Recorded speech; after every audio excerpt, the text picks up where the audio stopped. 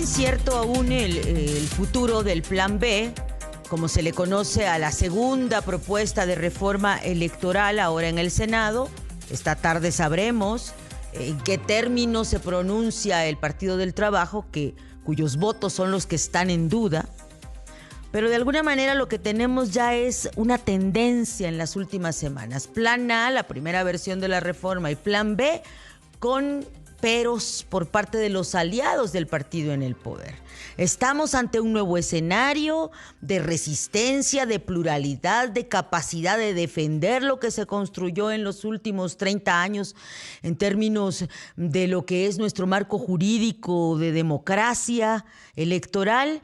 Son preguntas que hoy queremos compartir con Arturo Espinosa Celis, director del Laboratorio Electoral, socio de Estrategia Consultores, quien creo que ha sido una de las personas que más ha seguido a detalle, pormenorizadamente, 7x24, lo que venimos experimentando en los últimos años, día con día, pues no solo en las urnas, sino también en los congresos.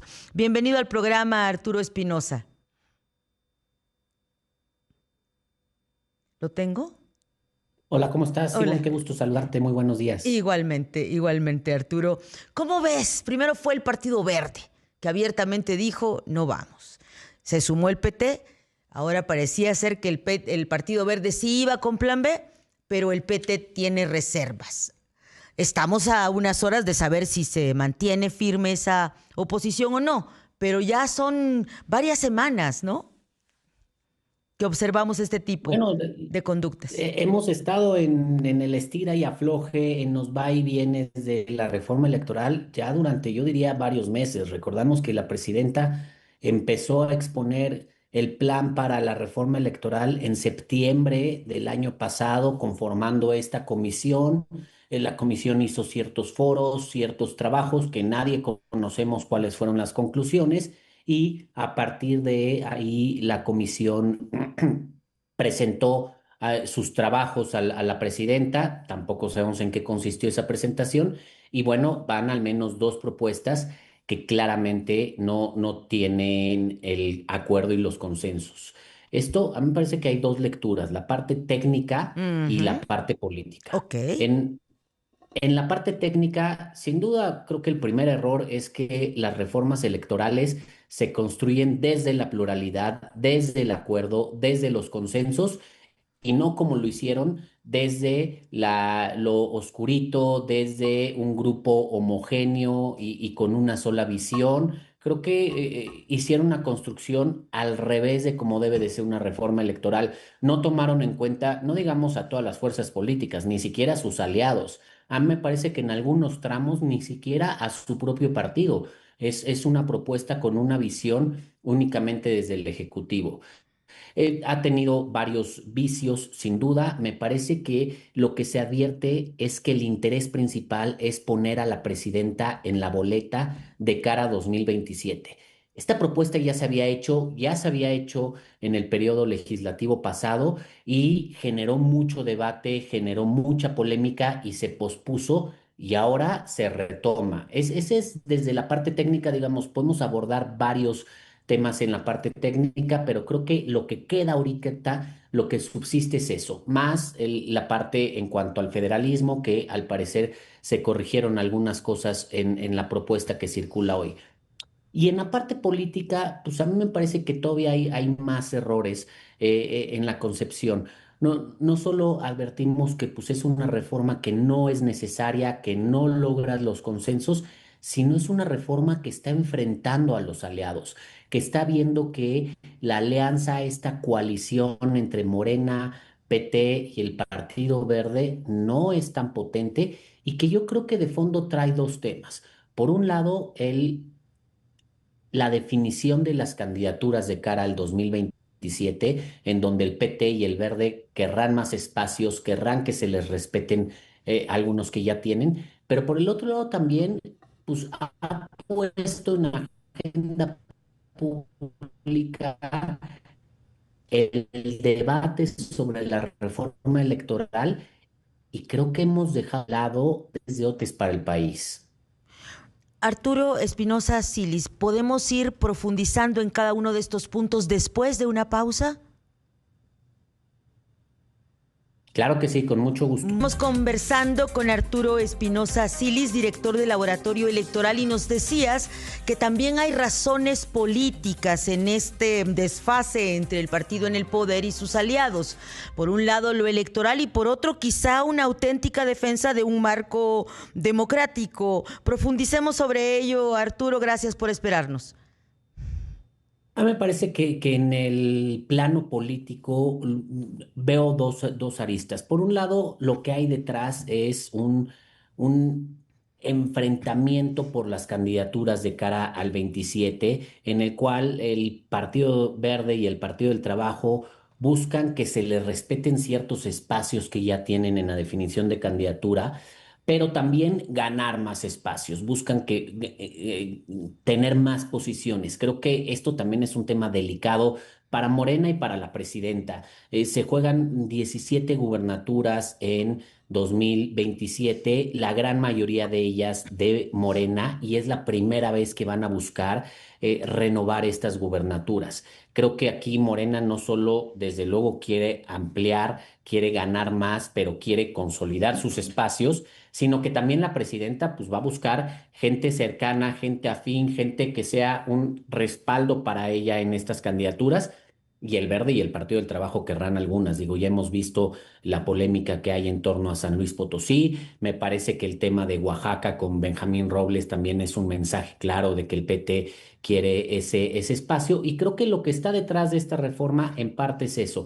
Pero también por el otro lado, creo que es una reforma que mediáticamente ha dado mucho de qué hablar, la hemos discutido y la hemos analizado bastante. Y hay otros temas en el país que están ocurriendo y que esta reforma probablemente nos esté distrayendo de estos temas, temas como el Tratado de Libre Comercio, temas relativos a la seguridad, al combate al crimen organizado. Ahorita hay temas relativos al derrames de petróleo Sí, en terrible. el sureste mexicano y también ha servido de distractor esta reforma para no abordar a fondo o para no meter en el debate nacional estos temas que son mucho más complejos de resolver, que son de mayor impacto para el país. Entonces yo creo que hay una amalgama entre los temas, la parte técnica que la reforma realmente no resuelve, los problemas, los conflictos que hay en la arena electoral y la parte política que por un lado va de cara al 2027 y lo que va a significar esta elección, no solo para los partidos en el poder, sino también para la presidenta, para que pueda tener gente cercana, afín a ella, a ampliar su capital y su grupo político, sino también en el debate nacional respecto a otros temas del país que interesan y que han quedado de lado porque el debate se ha ido en torno a lo electoral. Sobre ese punto, el rol de la presidenta en los comicios de 2027, la defensa que sigue haciendo de la importancia de que la revocación de mandato pueda darse de manera concurrente el próximo año. Vamos a escuchar, si me lo permites, lo que acaba de declarar al respecto en Palacio Nacional y luego conocemos tu opinión. Claro. Pusimos que la revocación de mandato pueda no solo ser en el cuarto año de gobierno, sino el tercer año de gobierno, concurrente con la votación de mitad del sexenio, donde se eligen diputados, gobernadores, presidentes municipales. Puede ser, nadie dice queremos que sea, lo que decimos es que se abra en la Constitución la posibilidad de que sea, en nuestro caso, en el 27 o en el 28, y eso es a solicitud de la gente, ni siquiera quiere decir que todos los presidentes tienen que someterse a revocación de mandato. La Constitución dice tienen que conseguirse un número de firmas, tiene que solicitarse para que el Instituto Nacional Electoral defina si hay revocación o no, a partir de lo que dice la Constitución. Arturo Espinosa Silis, director del Laboratorio Electoral, ¿por qué le interesa tanto a la presidenta este cambio constitucional? Ivonne, a mí me parece que en México no entendemos los mecanismos de democracia directa, cómo sería la revocación de mandato. Primero, la revocación de mandato ya se dio ese debate también.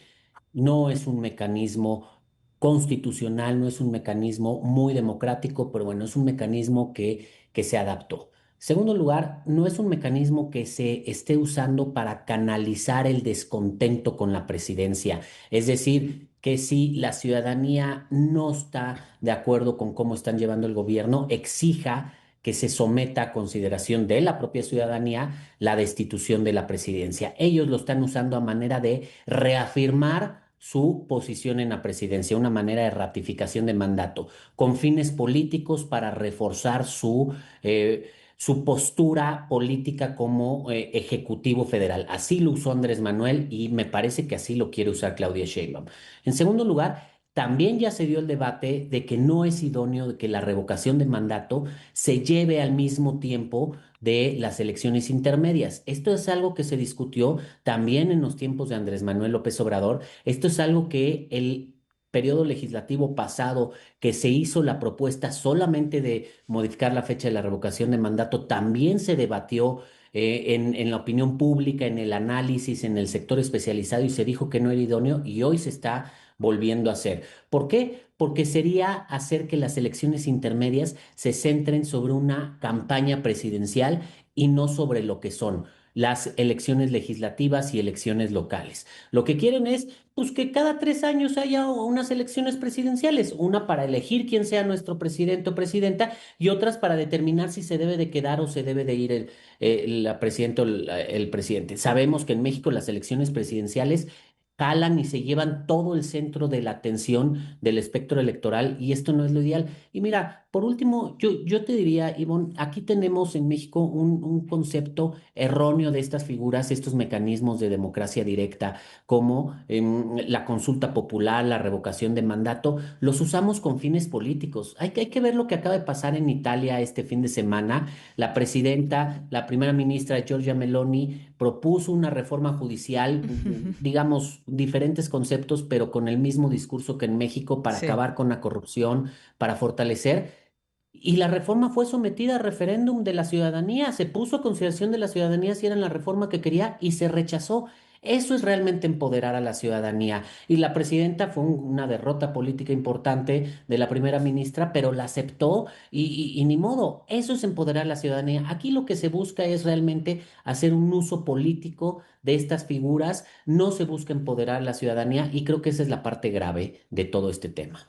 Pues muchísimas gracias a Arturo Espinosa Silis, director del Laboratorio Electoral, por acompañarnos esta mañana. Estaremos pendientes. Arturo, tu pronóstico brevemente de hoy en la tarde, ¿se sostiene el PT o se Yo creo que el dobla? PT se va a sostener sin duda, pero pues vamos a ver, va a ser un debate en comisiones importante y Muy podría ser otra importante. derrota más en lo electoral en cuanto a las reformas, no solo para la presidenta, para la 4T, que este sería su quinto intento de impulsar una reforma electoral y todos fallidos hasta ahora.